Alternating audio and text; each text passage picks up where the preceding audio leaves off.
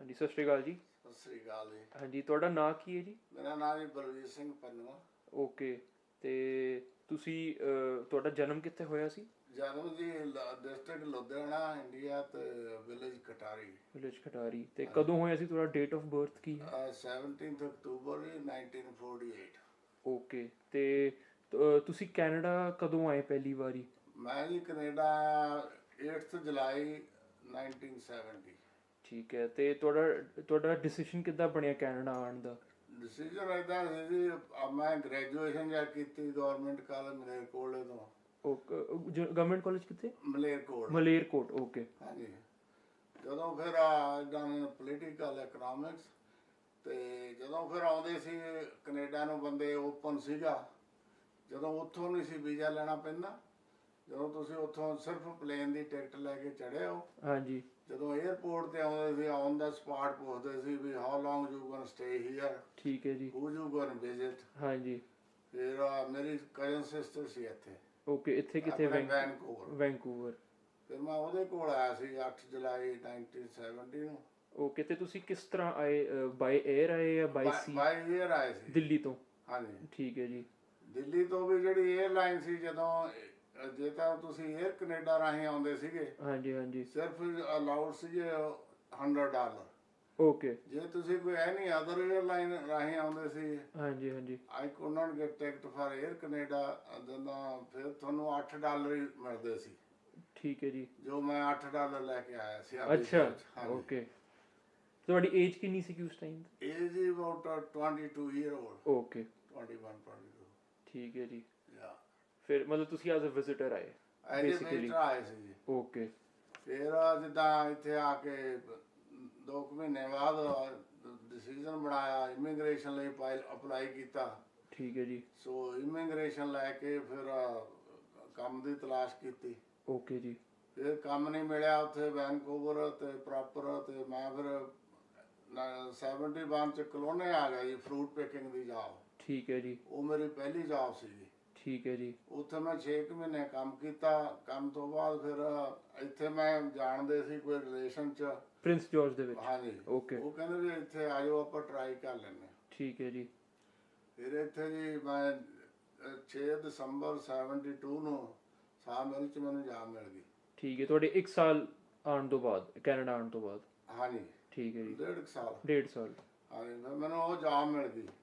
ਫਿਰ ਮੇਰਾ ਇੱਥੇ ਕੋਈ ਰਹਿਣ ਦਾ ਕੋਈ ਇਰਾਦਾ ਨਹੀਂ ਸੀ। ਮੇਰੇ ਨਾਲ ਦੇ ਕਿਸੇ ਨੇ ਰੀਅਲ ਸਟੇਟ ਕਰ ਲਈ, ਕਿਸੇ ਨੇ ਕੁਛ ਕਰ ਲਿਆ, ਤੇ ਫਿਰ ਮੈਂ ਇੰਡੀਆ ਚਲਿਆ ਗਿਆ 74 ਦੇ ਐਂਡ ਚ। ਠੀਕ ਹੈ ਜੀ। ਜਨਵਰੀ 5 1975 ਨੂੰ ਮੈਂ ਮੈਰਿਜ ਕੀਤੀ ਉੱਥੇ ਇੰਡੀਆ ਵਿੱਚ? ਹਾਂਜੀ। ਫਿਰ ਮੈਂ ਉੱਥੇ ਮੈਰਿਜ ਕਰਾ ਕੇ ਜਦ ਆਇਆ, ਫਿਰ 76 ਦੇ ਵਿੱਚ ਇੱਥੇ ਪ੍ਰੋਗਰਾਮ ਸੀ ਸਾਹ-ਮਿੱਲਾਂ 'ਚ। ਪੇਸ਼ਾ ਸੀਗਾ ਪਿਤਾ ਪੁਰਖੀ ਚਲਿਆ ਆਉਂਦਾ ਸੀ, ਜਿਵੇਂ ਆਪਣੇ ਲਾਹੌਰ ਦੇ ਪੁੱਤ ਨੇ ਲਾਹੌਰ ਕੰਮ ਸਿਖਾਲਦਾ ਆਪਦੇ ਮੁੰਡੇ ਨੂੰ, ਸੁਨਿਆਰ ਨੇ ਸੁਨਿਆਰ ਨੂੰ। ਠੀਕ ਹੈ ਜੀ। ਇਹ ਜਿਹੜੀ ਸੀ ਜਾਬ ਸੀ ਸਾਹ ਫਾਈਲਰ ਦੀ। ਇਸ ਤਰ੍ਹਾਂ ਸੌ ਫਾਈਲਰ? ਹਾਂਜੀ। ਠੀਕ ਹੈ ਜੀ। ਇਹ ਪਿਤਾ ਪੁਰਖੀ ਸੀ।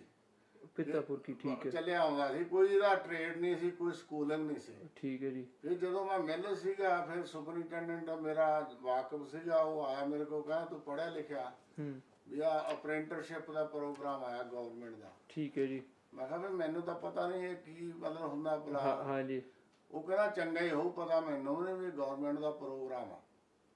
ਫਿਰ ਜੀ ਮੈਨੂੰ 5 ਸਾਲ ਦੀ ਅਪ੍ਰੈਂਟਿਸਸ਼ਿਪ ਮਿਲੀ ਸਾਹ ਫਾਈਲਰ ਦੀ। ਠੀਕ ਹੈ ਜੀ। ਫਿਰ ਮੈਂ 10 ਮਹੀਨੇ ਇੱਥੇ ਟ੍ਰੇਨਿੰਗ ਕਰਦਾ ਸੀਗਾ, ਕੰਪਨੀ ਪੇਡ ਫਾਰ ਐਵਰੀਥਿੰਗ। ਹਾਂਜੀ।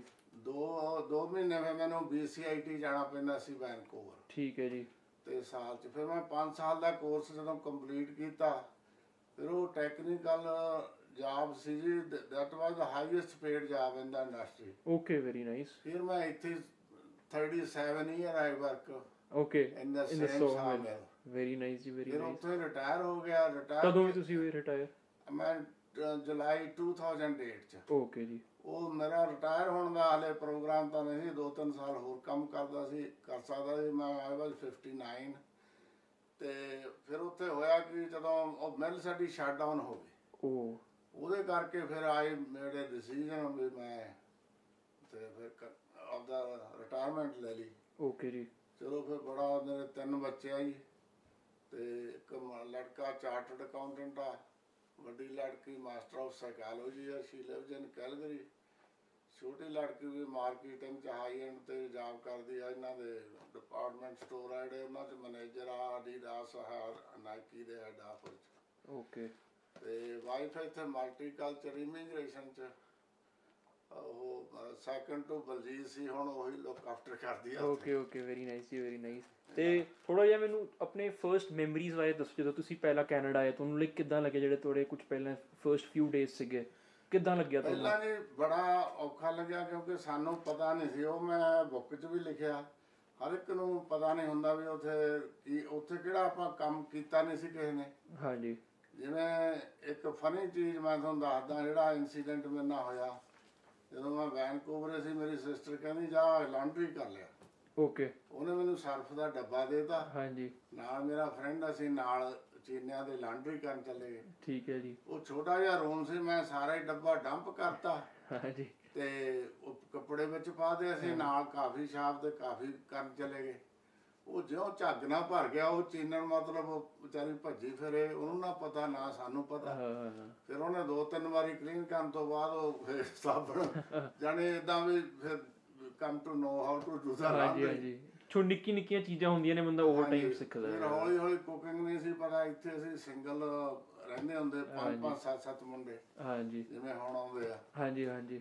ਤੇ ਫਿਰ ਆਟਾ ਨਹੀਂ ਸੀ, ਜਿਹਨੇ ਪਹਿਲਾਂ ਆਟਾ ਗੁੰਨਣਾ ਸਿੱਖਿਆ, ਹੌਲੀ ਹੌਲੀ ਇੱਕ ਦੂਜੇ ਤੇ ਜਾਣੀ ਕੁਕਿੰਗ ਫਿਰ ਐਕਸਪਰਟ ਹੋ ਗਏ। ਓਕੇ। ਜਿੱਦਾਂ ਤੁਸੀਂ ਮੈਂਸ਼ਨ ਕੀਤਾ ਤੁਸੀਂ ਸਿੰਗਲ ਸੀਗੇ ਹੈ ਨਾ, ਅਨਮੈਰਿਡ ਸੀ ਜਦੋਂ ਇਨੀਸ਼ੀਅਲੀ ਆਏ, ਤਾਂ ਫਿਰ ਉਹਦਾ ਸੋਸ਼ਲ ਲਾਈਫ ਕਿੱਦਾਂ ਹੁੰਦੀ ਸੀ, ਕੀ ਕਰਦੇ ਹੁੰਦੇ ਸੀ? ਸੋਸ਼ਲ ਲਾਈਫ ਆਈ ਸੀ, ਅਸੀਂ 5 ਦਿਨ ਦਾ ਕੰਮ ਕਰਨਾ, ਵੀਕਐਂਡ ਤੇ ਇੱਥੇ ਫਿਰ ਅਸੀਂ ਆਪਣੀ ਮੂਵੀ ਦੇਖ ਆਉਣੀ। ਅਸੀਂ ਆਪ ਵੀ ਫਿਰ ਮੂਵੀ ਲਿਆਉਣ ਲੱਗ ਗਏ। ਓਕੇ। 5-7 ਜਾਣੇ ਰਲ ਕੇ ਨਾ ਫਿਰ ਅਸੀਂ ਥੀਏਟਰ 'ਚ ਮੂਵੀ ਲਾਉਣ ਲੱਗ ਗਏ, ਨਾਲੇ ਆਪਦਾ ਫਨ ਹੋ ਜਾਣਾ, ਨਾਲੇ ਲੋਕਾਂ ਨੂੰ ਦਿਖਾਉਣੀ। ਓਕੇ। ਕਿਹੜੀ, ਹਿੰਦੀ ਪੰਜਾਬੀ ਮੂਵੀਆਂ? ਹਿੰਦੀ ਮੂਵੀ। ਜਿੱਦਾਂ ਰੈਂਟ ਕਰਨੀ ਅਸੀਂ ਪ੍ਰੋਜੈਕਟਰ ਇੱਥੇ ਸਾਡੇ ਫਰੈਂਡ ਕੋਲ ਸੀਗਾ। ਓਕੇ। ਉਹ ਫਿਰ ਅਸੀਂ ਇੱਥੇ ਹਾਲ 'ਚ ਰੈਂਟ ਕਰਕੇ ਥੀਏਟਰ ਓਕੇ ਉਹ ਦਿਖਾ ਦਿੰਦੇ ਸੀ। Very nice. ਫਿਰ ਉਹਦੇ 'ਚ that was the money making thing. $10 ਘੱਟ ਹੀ ਪੈਂਦਾ ਸੀ, ਪਰ ਦੈਟ ਵਾਜ਼ ਫਨ। ਹਾਂਜੀ।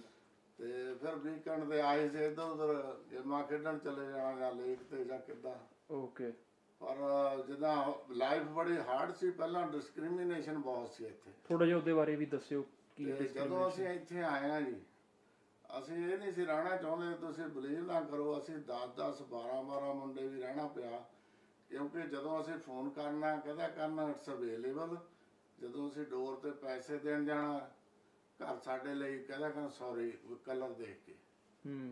ਤੇ ਉਹ ਚੀਜ਼ ਨੇ ਸਾਨੂੰ ਫਿਰ ਜਿੱਦਾਂ ਇਹਨਾਂ ਲਈ ਵੀ ਵੈਸੇ ਕੋਈ ਇਦਾਂ ਨਹੀਂ ਸੀ ਕਿ ਹੇਟ ਕਰਦੇ, ਇਹਨਾਂ ਲਈ ਅਸੀਂ ਨਵੇਂ ਸੀ ਕਿਉਂਕਿ ਨਵੀਂ ਕਮਿਊਨਿਟੀ ਸੀ ਆਪਣੀ। ਹਾਂਜੀ।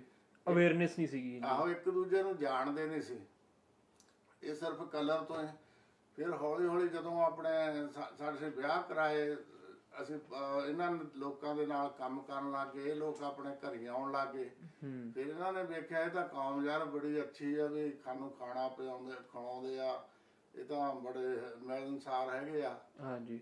ਫਿਰ ਹੌਲੀ ਹੌਲੀ ਜਿੱਦਾਂ ਡਿਸਪੀਅਰ ਹੋ ਗਿਆ। ਪਹਿਲਾਂ ਜਿੱਦਾਂ ਆਹ ਰੋਡ ਤੇ ਜਿਵੇਂ ਹੁਣ ਆਪਣੇ ਬਜ਼ੁਰਗ ਤੁਰੇ ਜਾਂਦੇ ਆ, ਤੇ ਕੋਈ ਕੋਕ ਮਾਰ ਗਿਆ ਜਾਂ ਕੋਈ ਆਈਸਕ੍ਰੀਮ ਸਿੱਟ ਗਿਆ, ਜਾਣੀ ਬਹੁਤ ਪ੍ਰੋਬਲਮ ਆਉਂਦੀ ਸੀ। ਤੁਹਾਡੇ ਨਾਲ ਵੀ ਇਦਾਂ ਹੋਇਆ? ਹਾਂਜੀ।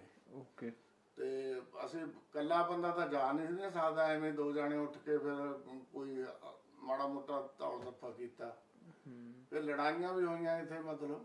ਓਕੇ। ਤੇ ਥੋੜਾ ਜਿਹਾ ਉਹਦੇ ਬਾਰੇ ਵੀ ਦੱਸਿਓ। ਹਾਂਜੀ। ਫਿਰ ਏਦਾਂ ਵੀ ਗੋਰੇ ਇਕੱਠੇ ਹੋ ਕੇ ਨਾ, ਜਿਵੇਂ ਹੁਣ ਇੱਥੇ ਅਸੀਂ ਰਹਿੰਦੇ ਆ ਇਸ ਮਕਾਨ 'ਚ। ਹਾਂਜੀ। ਉਹਨਾਂ ਨੇ ਆ ਕੇ ਨਾ ਬਾਹਰੋਂ ਐਵੇਂ ਆਂਡੇ ਮਾਰਨ ਲੱਗ ਜਾਣਾ। ਅੱਛਾ। ਇਹ ਕਦੋਂ ਦੀ ਗੱਲ ਹੈ? ਇਹ 72 ਦੀ ਆ ਜੀ, 72-3 ਦੀ। ਠੀਕ ਹੈ ਜੀ। ਫਿਰ ਅਸੀਂ ਪੁਲਿਸ ਕਾਲ ਕਰਨੀ। ਓਕੇ। ਪੁਲਿਸ ਆਉਂਦੀ ਨਹੀਂ ਸੀ ਕੁਛ। ਨੈਵਰ, ਜਿੱਦਾਂ ਕੋਈ ਪਾਰਸ਼ੈਲਿਟੀ ਹੁੰਦੀ ਆ। ਫਿਰ ਇੱਕ ਵਾਰੀ ਕੀ ਹੋਇਆ, ਇੱਥੇ ਇਮੀਗ੍ਰੇਸ਼ਨ ਦਾ ਸੀ ਲੋਅਰ ਸੀ, ਉਹ ਮਿਸਟਰ ਬੋਮੈਨ। ਓਕੇ। ਉਹਦਾ ਨਾਂ ਸੀਗਾ। ਠੀਕ ਹੈ। ਉਹ ਕਿੱਥੋਂ? ਉਹ ਸਾਡੇ ਚੋਂ ਇੱਕ ਮੁੰਡਾ ਸੀ, 에ਅਰ ਫੋਰਸ ਦਾ ਸੀਗਾ ਪਹਿਲਾਂ, ਉਹ ਮਿਸਟਰ ਬੋਮੈਨ। ਠੀਕ ਹੈ ਜੀ। ਤੇ ਸਾਡੇ ਇੰਡੀਅਨ 에ਅਰ ਫੋਰਸ। ਹਾਂਜੀ। ਤੇ ਨਾ ਇੰਡੀਅਨ 에ਅਰ ਫੋਰਸ ਵੀ ਰਿਹਾ ਸੀ ਥੋੜਾ ਚਿਰ, ਫਿਰ ਇੱਥੇ ਵੀ ਰਿਹਾ ਸੀਗਾ। ਓਕੇ। ਤੇ ਜਿਹੜਾ ਸਾਡੇ ਨਾਲ ਇੱਕ ਮੁੰਡਾ ਰਹਿੰਦਾ ਸੀ ਕੋਕਰੀ ਤੋਂ, ਜੋ ਗਿੱਲ, ਉਹ ਵੀ 에ਅਰ ਫੋਰਸ ਚੋਂ ਆਇਆ ਸੀਗਾ। ਉਹਨੇ ਫਿਰ ਜੇ ਅਪਲਾਈ ਕੀਤਾ ਇਮੀਗ੍ਰੇਸ਼ਨ ਦਾ, ਉਹਦੇ ਥਰੂ ਹੀ ਬਿਕਮ ਏ ਗੁੱਡ ਫਰੈਂਡ। ਓਕੇ। ਫਿਰ ਅਸੀਂ ਜਾਂ ਗੋਰੇ ਤੰਗ ਕਰਨ ਲੱਗੇ, ਸਾਨੂੰ ਬਾਹਲੀਆਂ ਸਾਡੇ ਰੋੜੇ ਰਾੜੇ ਮਾਰਨ ਲੱਗੇ। ਫਿਰ ਅਸੀਂ ਉਹਨੂੰ ਫੋਨ ਕੀਤਾ, ਉਹ ਕਹਿੰਦਾ ਪੁਲਿਸ ਨੂੰ ਫੋਨ ਕਰੋ। ਫਿਰ ਕਹਿੰਦਾ ਵੀ ਅਸੀਂ ਕਿਹਾ ਵੀ ਪੁਲਿਸ ਆਉਂਦੀ ਨਹੀਂ, ਅਸੀਂ ਬਹੁਤ ਵਾਰੀ ਕੀਤਾ। ਉਹ ਕਹਿੰਦਾ ਐਂ ਕਰੋ, ਇੱਧਰੋਂ ਮੈਂ ਆਉਣਾ, ਹੁਣ ਜਿਹੜੇ ਬੰਦੇ ਆਏ ਆ ਤੁਹਾਡੇ ਮਾਰਨਗੇ ਰੋੜੇ ਨਾ, ਉਹਨਾਂ ਨੂੰ ਤੁਸੀਂ ਆਪਦਾ ਟਰਾਈ ਟੂ ਕੈਚ ਦੈਮ। ਠੀਕ ਹੈ। ਵੀ ਮੈਂ ਇੱਥੇ ਆਇਆ। ਉਹ ਜਦੋਂ ਅਸੀਂ ਫਿਰ 2 ਸਿੱਟੇ ਥੱਲੇ ਫਿਰ ਜਾਨੂੰ ਉਹ ਵੀ ਆ ਗਿਆ, ਪੁਲਿਸ ਵਾਲੇ ਵੀ ਆ ਗਏ। ਫਿਰ ਆਏ ਪੁਲਿਸ ਕਹਿੰਦੇ ਵਾਲੇ ਤੁਸੀਂ why you law taken you law. ਉਹ ਕਹਿੰਦਾ ਫਿਰ ਕਹਿੰਦਾ I am a lawyer, I am not a criminal lawyer but I know the rule and regulation. ਕਹਿੰਦਾ ਇਹਨਾਂ ਨੇ ਤੁਹਾਨੂੰ ਕਿੰਨੇ ਵਾਰੀ ਫੋਨ ਕੀਤਾ। ਚਲੋ ਜੀ ਹੌਲੀ ਹੌਲੀ ਜਿੱਦਾਂ ਫਿਰ ਡਿਸਕ੍ਰਿਮੀਨੇਸ਼ਨ ਬੰਦ ਹੋ ਗਿਆ। ਫਿਰ ਮੰਨੀ ਉਹਨਾਂ ਨੇ ਆਪਣੀ ਗਲਤੀ, ਪੁਲਿਸ ਵਾਲਿਆਂ ਨੇ ਮੰਨੀ ਫਿਰ ਆਪਣੀ ਗਲਤੀ। ਉਹਨਾਂ ਨੇ ਗਲਤੀ ਕੀ ਹੈ ਜੀ, ਜਦੋਂ ਸੌਰੀ ਕਹਿ ਕੇ ਕੋਈ ਚਾਰਜਸ ਨਹੀਂ ਛੱਡਤੇ। ਜਦੋਂ ਅਸਲੀ ਨਾ ਕੋਈ ਵੀ ਜਿਹੜਾ ਈਵਨ ਆਹ ਤੁਸੀਂ ਕਿਸੇ ਆ ਲੇਡੀਜ਼ ਨਾਲ ਵੀ ਧੱਕਾ ਹੁੰਦਾ ਸੀ, ਜਾਂ ਇਹ ਨਹੀਂ ਵੀ ਆਪਣਿਆਂ ਨਾਲ, ਹਾਂਜੀ, ਕਿਸੇ ਹੋਰ ਨਾਲ ਵੀ। ਇਹ ਜਦੋਂ ਟਰੂਡੋ ਨੇ ਚਾਰਟਰ ਰਾਈਟ ਬਣਾਏ ਆ, ਹਾਂਜੀ ਹਾਂਜੀ, ਪੀਅਰ ਟਰੂਡੋ ਨੇ, ਇਹਦੇ ਫਾਦਰ ਨੇ, ਪੀਅਰ ਟਰੂਡੋ ਨੇ, ਉਦੋਂ ਤੋਂ ਮਤਲਬ ਡਿਸਕ੍ਰਿਮੀਨੇਸ਼ਨ ਜਮਾ ਹੀ ਘਟ ਗਿਆ ਤੇ ਲੋਕੀ ਇੱਕ ਦੂਜੇ ਨੂੰ ਥ੍ਰੈਟ ਨਹੀਂ ਕਰ ਸਕਦੇ। ਨਹੀਂ ਪਹਿਲਾਂ ਤਾਂ ਇੱਥੇ ਆਪਸ ਵਿੱਚ ਵੀ ਗੋਰੇ ਗੋਰੀਆਂ ਨਾਲ, ਗੋਰੇ ਗੋਰਿਆਂ ਨਾਲ ਧੱਕਾ ਕਰਦੇ ਸੀ। ਧੱਕਾ ਮੁੱਕੀ ਕੋਈ ਜਾਣੀ ਮਾੜਾ ਮੋਟੀ ਸੁਣਦਾ ਹੀ ਨਹੀਂ ਸੀ ਵੀ ਜਿਹੜੀ ਕੋਈ ਹੋ ਗਈ ਲੜਾਈ, ਜਿਵੇਂ ਆਪਣੇ ਪਿੰਡਾਂ 'ਚ ਹੁੰਦਾ ਸੀ। ਹਾਂਜੀ ਹਾਂਜੀ। ਫਿਰ ਉਦੋਂ ਬਾਅਦ ਹੁਣ ਚਾਰਟਰ ਰਾਈਟ ਬਣੇ, ਫਿਰ ਪੁਲਿਸ ਸੁਣਨ ਲੱਗ ਗਈ। ਇੱਦਾਂ ਫਿਰ ਹੁਣ ਤੱਕ ਕੋਈ ਹੈ ਹੀ ਨਹੀਂ ਵਾਸਤਾ। ਹਾਂਜੀ। ਪਰ ਜਿਹੜੀ ਚੀਜ਼ ਨੇ ਸਾਨੂੰ ਇਹ ਘਰ ਨਹੀਂ ਸੀ ਰੈਂਟ ਕਰਦੇ, ਉਸਨੇ ਇੱਕ ਸਾਡੇ 'ਚ ਤਰਕ ਪੈਦਾ ਕਰਤਾ ਵੀ ਯਾਰ ਇਹ ਘਰ ਨਹੀਂ ਸਾਨੂੰ ਰੈਂਟ ਕਰਦੇ। ਫਿਰ ਅਸੀਂ ਜਿਵੇਂ ਇੱਕ ਬੰਦੇ ਦੀ ਫੈਮਿਲੀ ਆ ਗਈ, ਮੈਰਿਜ ਲਾਈਫ ਵਾਲੀ ਦੀ, ਅਸੀਂ ਇੱਕ ਚੈੱਕ ਇਕੱਠੀ ਕਰਕੇ ਉਹਦੀ ਡਾਊਨ ਪੇਮੈਂਟ ਦੇ ਕੇ ਉਹਨੂੰ ਘਰ ਲੈ ਦੇਣਾ, ਉਹਦੀ ਬੇਸਮੈਂਟ 'ਚ 2-4 ਨੇ ਮੂਵ ਹੋ ਜਾਣਾ। ਓਕੇ। ਹੁਣ ਉਸੇ ਚੀਜ਼ ਦੀ ਬਦੌਲਤ ਮੇਰਾ ਖਿਆਲ ਆ ਵੀ 50% ਆਹ ਟਾਊਨ ਆਪਣੇ ਲੋਕਾਂ ਦਾ ਓਨ ਕਰਦੇ ਆ। ਓਕੇ। ਤੇ ਲੋਕੀ ਜਿੱਦਾਂ ਮਿਲ ਕੇ ਡਾਊਨ ਪੇਮੈਂਟ ਕਰਦੇ ਸੀਗੇ, ਜਿੱਦਾਂ ਇੱਕ ਬੰਦੇ ਨੇ ਲੈਣਾ ਹੈ ਤੇ ਮਿਲ ਕੇ। ਉਹੀ ਹੁਣ ਕੱਲਾ ਬੰਦਾ ਤਾਂ ਕਰ ਨਹੀਂ ਸੀ ਸਕਦਾ, ਨਵੇਂ ਸੀ ਸਾਰੇ। ਹਾਂਜੀ ਹਾਂਜੀ ਹਾਂਜੀ। ਤੇ ਫਿਰ ਉਹ ਇੱਕ 20,000 ਦਾ ਘਰ ਆ ਜਾਂਦਾ ਸੀ ਜਦੋਂ ਵਧੀਆ। ਓਕੇ। ਉਹ ਫਿਰ 200-200 ਦੀ ਚੈੱਕ, $1000 ਡਾਊਨ ਪੇਮੈਂਟ ਦਿੱਤਾ, ਬਾਕੀ ਦੀ ਮੌਰਗੇਜ ਹੋ ਗਈ। ਫਿਰ ਉਹ ਹੌਲੀ ਹੌਲੀ ਮੋੜੀ ਜਾਂਦਾ ਸੀ। ਹਾਂਜੀ। ਚਲੋ ਫਿਰ ਦੂਸਰੇ ਨੂੰ ਲੈਤਾ, ਫਿਰ ਤੀਸਰੇ ਨੂੰ। ਤੇ ਫਿਰ ਜਿੱਦਾਂ ਫੈਮਲੀਆਂ ਵੀ ਜਿਵੇਂ ਉੱਪਰ 3 ਬੈਡਰੂਮ ਦਾ ਹੈਗਾ, ਫਿਰ 2-2 ਫੈਮਲੀਆਂ। ਜਦੋਂ ਬੱਚੇ ਤਾਂ ਹੁੰਦੇ ਨਹੀਂ ਸੀ, 2-2 ਫੈਮਲੀਆਂ ਰਹਿੰਦੀਆਂ ਸੀ ਕਿਉਂਕਿ ਪੈਸੇ ਜੋੜਨੇ ਸੀ, ਫਿਰ ਲਾਈਫ ਸਟਾਰਟ ਕਰਨੀ। ਹਾਂਜੀ। ਇਦਾਂ ਰਹੇ ਫਿਰ। ਓਕੇ।